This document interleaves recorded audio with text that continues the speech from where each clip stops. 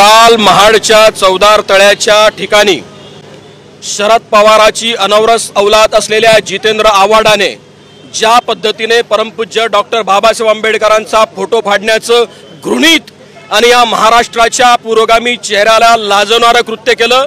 या कृत्याचा निषेध करण्यासाठी भारतीय जनता पक्षाच्या वतीनं आज आमचे प्रदेशाध्यक्ष बावनकुळे साहेबांच्या नेतृत्वामध्ये संपूर्ण महाराष्ट्रभरातल्या सगळ्या शहरांमध्ये अशा पद्धतीचं आम्ही आंदोलन करतो आहोत। आणि एक लक्षात घेतलं पाहिजे, ज्या महाडच्या चौदार तळ्याचा संघर्ष, पाण्याचा समतेचा संघर्ष ज्या परमपूज्य बाबासाहेब डॉक्टर आंबेडकरांनी लढला, ती लढाई दलित विरुद्ध ब्राह्मण किंवा ब्राह्मण विरुद्ध ब्राह्मणेतर किंवा ती लढाई होती समतेच्यासाठी, ती लढाई होती पिण्याच्या पाण्याच्यासाठी, मानवी हक्कासाठी, मानवी मूल्यांसाठी।